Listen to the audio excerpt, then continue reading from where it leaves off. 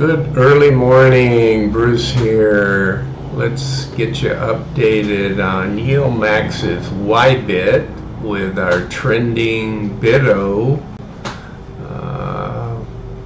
BTC commodities futures. All right, let me give you a chart of BTC since that trades all the time. So it's almost 4 in the morning, so it's still a little less than 5 hours before the stock market opens, and we've been trending down over here, but it does look like we've moved up a little. Well, not really on the after hours. We're pretty much around where we were trading before. Let's see what BITO looks like.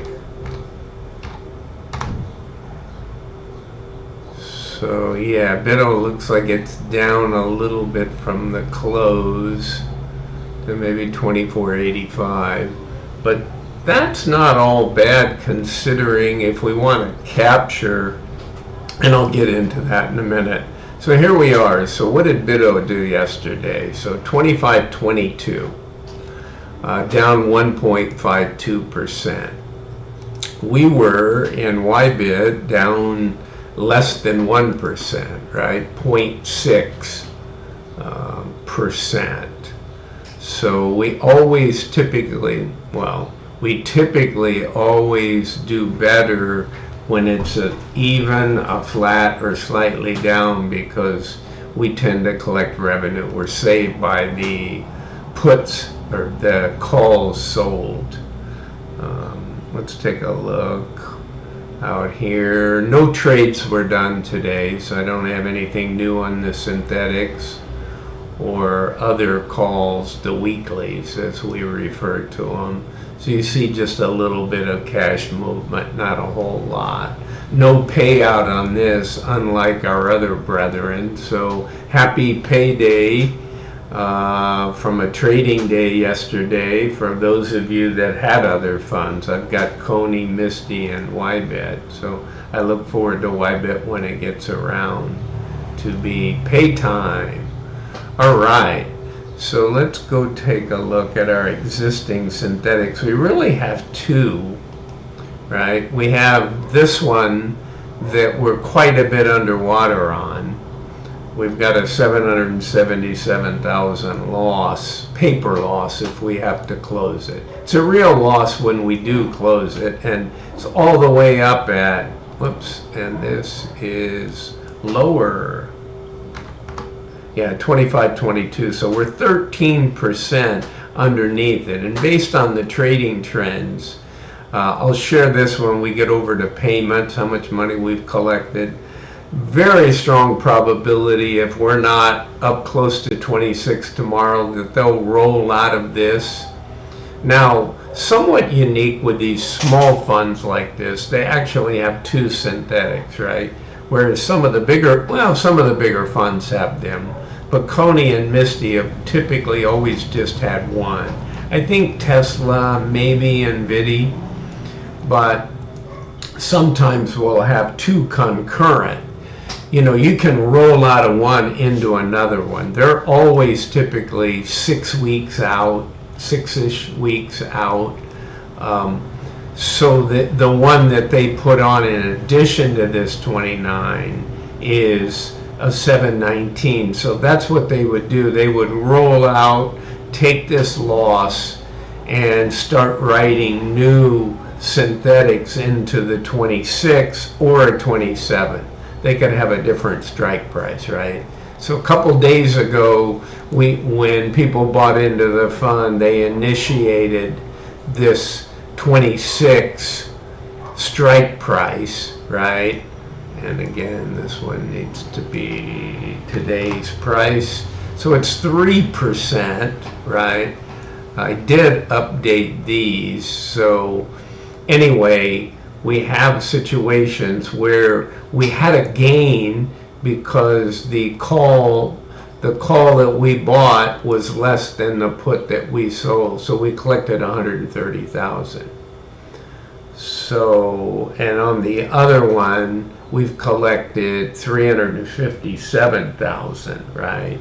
But we've got a big liability on this one. And also on the other one, we have a small liability, but I'm not much worried about that one because we've got such a length of time. So let's go to our holdings. And I kind of updated this in terms of, and made it visually a lot more appealing. I think people had told me the dark colors really resonate and pop on people's eyes. So I went through and I got, all I was doing before was just net assets all the way down and shares all the way down. So I took the time to sum up the synthetics. I already grouped them together, right? But I come over here with this 29, right? You buy a call, sell a put. On the 26 is buy a call, sell a put. And then the difference here, you want to have a positive number in these. Positive means we're making money on the synthetic. But again, this changes every single day, right? Based on the direction of the underlying of BITO. So what I did was I cleaned this up a little bit and I showed the last 3 days trending. So it's not horrible. I add these two together.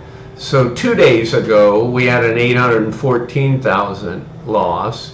Then on the 7th, on Tuesday, we had an 830, and that moved up to 941. So what I see them doing, and I'm going to run over and then I'm going to come back and tell you what I did with the weeklies and how those show. So let's go over to the payment tab. So I said we have a pending 777 point something, I rounded it to 778, loss on our synthetic of 517. The 26 synthetic is fine out at 719 expiration. If we're not up some on BITO soon in tomorrow's trading, I think they'll take the loss and roll into a lower strike, right? Like the 26 to 27 range. They could just use the existing 26 and add more. They could do a 26 and a half. They could do a 27. Just let's see what the fund managers choose. So back on the weekly, and I'll go back at the end on the payments and tell you what the cash flow's like, right? Again, this won't pay out until June 8, and I think the declaration is June 5. For this next one.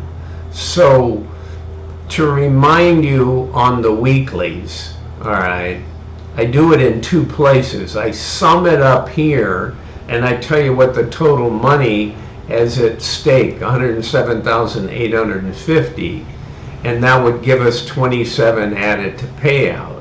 But if you look over here, it's already in this figure, right? So part of this short call income in the May tab already has those 510s, the week of 510. They expire in 2 more trading days, right?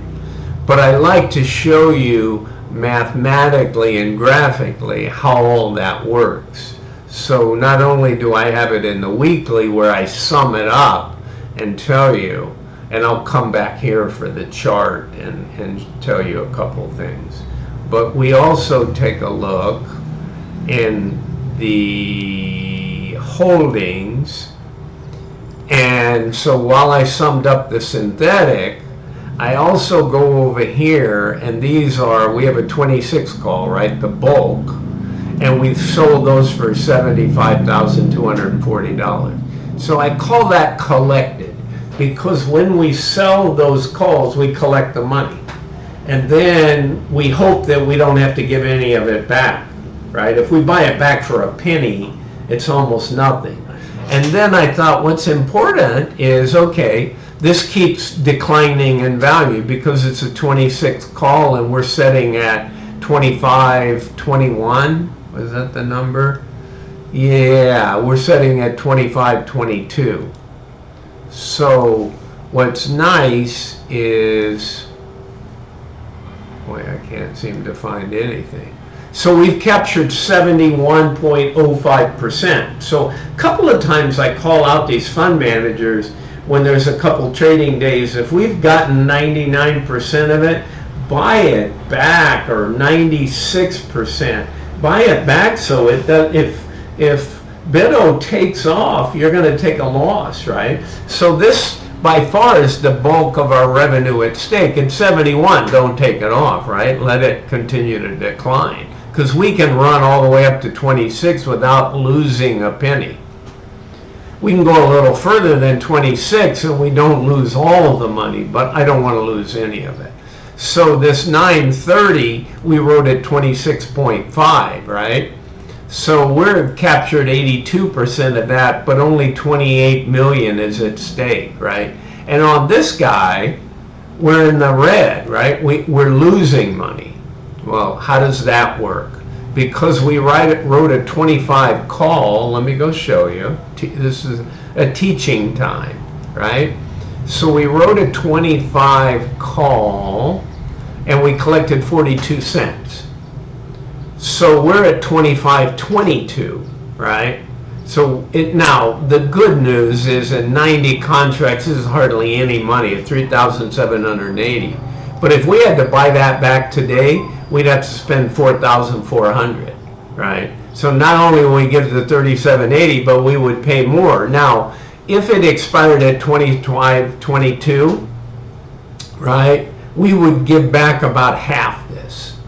So we'd have to give back, 1,900, because there's still a little bit of time premium left, right? So the break even at 25.42 means if it goes to 25.42, we just give back the whole 37.80, but no more, right? That's what the break even means. But we start giving it back at anything 25.01, right?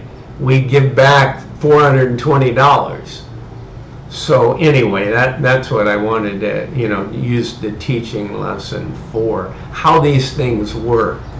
So, and then what you do here is you see what the percentage that you can run. We're at 25.22. Well, we're already 0.87% into losing money. Okay. This guy, we can go a lot, right? We can go $1.30 in BITO before we even get close to losing anything, right? We keep all the money at 27.50.